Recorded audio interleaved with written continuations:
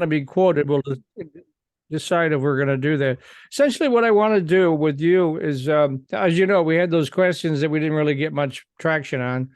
And so we're still working on that. But what we've worked out with the MEDC is they're going to also help us to reach out to a bigger manufacturing audience. But what I want to do with this particular one is have a multi-part series that explores the issues. I mean, there's so many issues. I mean, since I spoke to you, we've done so much research into this, talked to so many people. I don't know if I'd call myself an expert, but certainly I'm much more informed. And there's just, oh boy, and I finally got on Chat GPT and was asking it questions. And I know that the MEDC, there was a big conference in December in Detroit where they focused on Industry 4.0. Mm-hmm. And they were saying that they wanted to have 65% of the industry in Michigan using some aspects of it in the next 2 years. Mm-hmm. Now, according to some folks, Scott Phillips at the LTU Incubator for Accelerator for Industry 4.0, he has research that shows roughly a third of Michigan manufacturers are doing something with Industry 4.0. That's one big gap. I mean, because there's 12,000 manufacturers in Michigan, so we're talking about thousands of them that have to come on board in the next 2 years. I just don't see that happening, you know. I mean, it's a long shot at best. So that's why I wanted to explore with you. You said you had already done some research on this. Why don't we start with that and share your research? Yes. Well, as you know, Mike, the Manufacturing Growth Alliance, or MGA, we are one of 6 organizations who is contracted with the MEDC to administer these Industry 4.0 grants. And the region that MGA oversees is the largest part of the state. Approximately half of the state is covered by MGA. So we have been working really hard since we received the grant in July to make outreach to our manufacturers. And like our other regional partners around the state, we are having great success with administering these grants and increasing demand for the grants. Okay. In fact, Mike, by the first quarter of the grant, so by September 30th of the grant, 85% of the grants had been allocated to manufacturers. So there's significant demand. And the initial award was designed to take us over a 2-year period. And so the fact that we went through 85% of the funding in a 3-month period, to me, communicates that there's significant interest in Industry 4.0 on the part of our manufacturers, but demand for it. And I think there's untapped potential and untapped demand that we are only just beginning to see come forward. So I don't know, I feel optimistic that our manufacturers really are ready for Industry 4.0 adoption. And I think that they're closer to adoption than we might give them credit for. Well, is the theory that unless the OEMs demand it, that a lot of them will be dragged in or reluctant to do it? So along the idea of the ISO 9000 kind of thing, where GM and Ford and Stellantis and the rest say, you know, you got to be on board with this or we're not going to work with you. Do you think there's a possibility that those OEMs will say, look, you really need to get plugged into Industry 4.0, otherwise we're not going to work with you? Are you getting any feeling on that? I think you're right there. And I think the manufacturers understand that there is that growing demand for them to come to Industry 4.0 technology standards. And they are readily adopting it. We did a survey recently in Barringcast Van Buren in partnership with my partners at Connexus Group, and 62% of them had already adopted some kind of Industry 4.0 technology. So I think that they understand the demand, they understand the need, and the OEMs, of those in the automotive industry, they are certainly receiving pressure as suppliers to come up to standard. Yeah, actually, I'm going to try to circle back around to GM and Ford and see if I can get them to go on the record and speculating on that. I mean, is that something you're going to say to, if you want to work with this is what you got to do, or is that too heavy-handed, or whatever the case may be? A lot of the reluctance that I've discovered in my research on tier 2 suppliers is it costs a lot of money to get set up with this, and right now their margins are so narrow that unless they can see a profit center at the end of it, they're not buying into it. And of course, the argument would be it's going to make you much more efficient, which will reduce your costs and go the other direction, versus it's not something you're going to make money doing, like if you add a new line or a new product. However, it's going to make you much more efficient and reduce your overall costs. Would Correct. you agree with that? I 100% agree with that. And I do think the ROI is there. As you know, this is a fairly new grant. So the research is still out. The majority of the manufacturers haven't even yet purchased the technology. So we can't yet speak to their implementation and their ROI. But I can tell you that one case study that's hot off the press that my partners at the Economic Growth Institute just completed, Huh? they work with MGA. One employer who received a grant through MGA has 117% return on investment. Ooh, 117%. And this wow. is just one example of a manufacturer who is already seeing the benefits of their technology that they're implementing. So I think that as we get more stories like this example out there, the more manufacturers will have the interest in adopting them. But there are challenges. There are challenges for our small manufacturers. First of all, we are serving small manufacturers. So what that means is that they are resource constrained. Typical second stage CEO, they're overwhelmed. They're trying to stay ahead of everything. They're trying not to drop balls.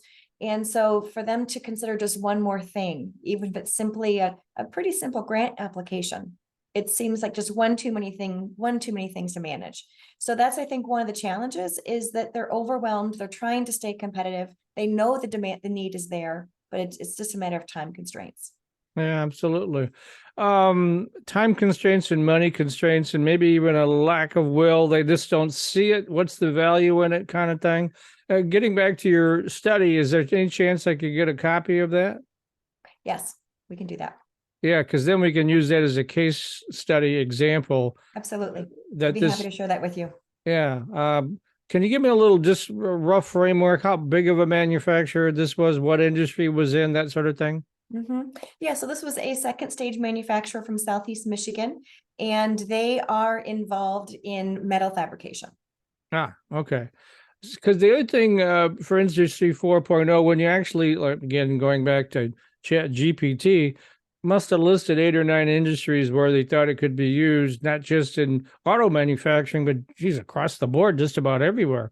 And Yes. I don't know enough about the Manufacturing Growth Alliance to know exactly what your membership base is. It multiple industries or focused on a couple or what? Yeah, absolutely. All subsectors of manufacturing would be our target audience, from those involved in the transportation industry, manufacturing, to plastics, food processing, the beverage industry, all aspects of manufacturing.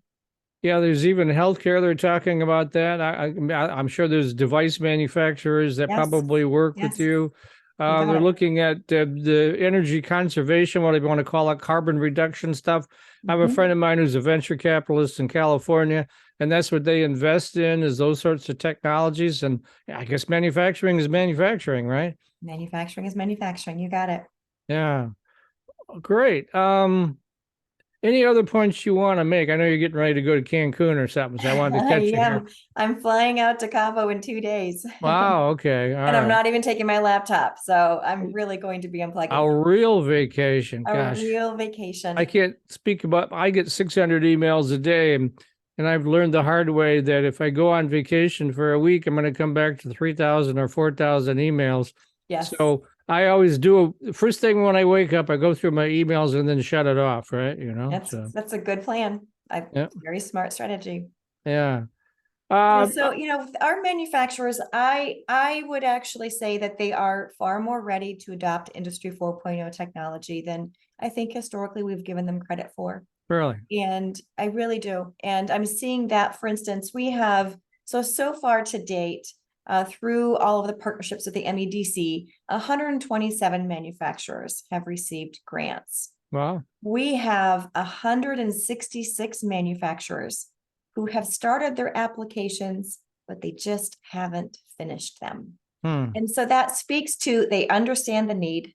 They understand how it will help them with their efficiencies, productivity, and help with their talent challenges. But they have time constraints. And so just a matter of finishing an application. And so those 166 manufacturers with applications in draft, that represents another $4.8 million of investments that the MEDC could make in them. And I think that once we're deeper into the grant, right now we're about 3/4 of the way through the first year of the grant, we'll see that there's significant interest and significant demand. And back to the MEDC's goal that half of Michigan's manufacturers would be ready to adopt Industry 4.0 technology. If that's the case, if that's the goal, we're going to require a statewide investment of 155 million to support them with their implementation. If we look at the standard grant size of $25,000. So frankly, we need more money. The manufacturers need more money, more resources. They're resource constrained. And the MEDC is doing a really great job of securing these investments. And I have every confidence that the state will see value in this and continue to fund this initiative. Well, one thing right now, and I don't want to get into politics, but the state's sitting on a $9 billion surplus. Yes. And I know that Gretchen wants to give everybody a $180 rebate check, but I don't know if that's going to actually fly. The Republicans are resisting it. But it seems like if they really want to invest in the core businesses of Michigan, they could come up with $155 million quite easily. I mean, I'm sure you're making that argument to them. I mean, what do you want to say on the record about, are they resistant? Are they interested, or what? We are new to bringing this conversation forward, and there are a number of us as Industry 4.0 partners who recognize that the manufacturers want and need these technology implementations, that they need the grants. So stay tuned, stay tuned. I think the state will be favorable, both the governor's office and the state legislature, as well as the organization supporting them. Well, certainly having the lieutenant governor being a geek, I can say that because he's a personal friend of mine. Right. That probably doesn't hurt because he's very technology focused. She's not so much. I mean, she's a politician, but he is. I mean, his background is Microsoft, all the rest. Absolutely. He's worked at the city of Detroit, blah, blah, blah, all that. So I should probably reach out to him and say, I'm doing this series, and I know you're probably in favor of it, and I'm sure you have the governor's ear. So I'll put a little pressure on him, see what he says. I would appreciate every little bit helps. And, you know, Mike, with all of the investments coming into our state, especially for the EV industry, the governor and the state legislature, they are making tremendous investments in the EV industry. And it's really important to keep the needs of the second and third tier suppliers front and center. We cannot forget that the small to mid-sized manufacturers, and they're a critical part in the EV supply chain. So the more we can increase investments in manufacturers automation in general, but also to support those in the automotive supply chain be ready to transition to supporting the EV industry is a critical part of the investment that MGA and others are taking a critical role in leading. Let me ask you real quick. I know you guys focus on the smaller manufacturers, but the tier ones, is there a high acceptance level of Industry 4.0 at the tier ones, or is it mostly the OEMs that are involved in it? No, the tier one's very much involved in Industry 4.0. Okay, and because they really have separate supply chains, they could say to that they could be the ones that drive this. You got to do this, or you're not going to work with this theory. You know. Yes, and I think that it can also be more of a carrot versus a stick approach. And I think that the more that the OEMs and the tier one suppliers can say to the second and third stage, guys, you got to come on board. You got to get ready. We want you in this game with us. You've got to be ready to play with us. And so I think that there are ways to incentivize that, and that is through these investments. Okay. Any other final points you'd like to make that I didn't ask you? Well, I'm grateful that you gave MGA an opportunity to speak to what we're seeing around the state. I can tell you that one of the highlights of my job is when I can contact one of our manufacturers and tell them that they received an award. I just contacted a manufacturer in Ironwood in the UP, rural Michigan. And he called me after he got my email and he said, Elizabeth, I just want to make sure this is real. Am I really getting $25,000 to buy a cobot? And I said, yes, you really are. And he said, Elizabeth, you have no idea what a game changer this is for my business. And there are so many other manufacturers where $25,000 may not seem like a lot, but for these small manufacturers, it's a game changer.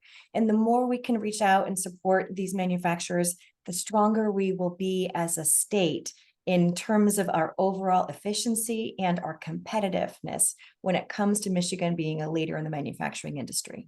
You just sort of gave me an idea as you were bringing that up. If Yeah. there was some way to have, like the Costco approach, where we buy through a designated wholesaler to reduce the overall unit cost. Yes.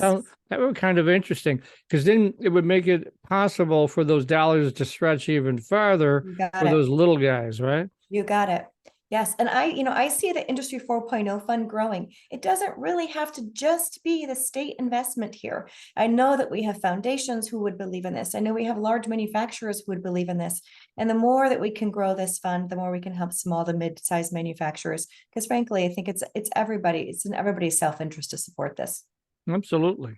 Okay. Any final points you want to make? Well, I really appreciate the opportunity, Mike, and I'm glad to see you up here with your My Tech News in the background. Congratulations Yes. to you. And that's been doing that for 22 years. I used to be the technology writer at the Free Press and left there Yes. to start my own business. So I'm a small player as well, So, Great. Well, happy to partner with you, Mike. Thank you very much. all right, what I'll do then is I've got this recording, and as I begin to piece this all together, I will give the opportunity to review what I've quoted you on. Thank you, Mike. And then, because I don't want anybody to come back to me and say, I didn't say that, and so that's why I'm recording it in video in case that comes up. I'm not saying you would do it, but I'm going to be doing a lot of interviews and then processing all this stuff and trying to turn it into a series of stories. Right. Terrific. Thank you. All right. Well, don't get a sunburn down in Mexico. All right. Sounds good. All Thank right. you. Thanks for joining me today. My pleasure. Thank All right. you. Bye-bye. Bye.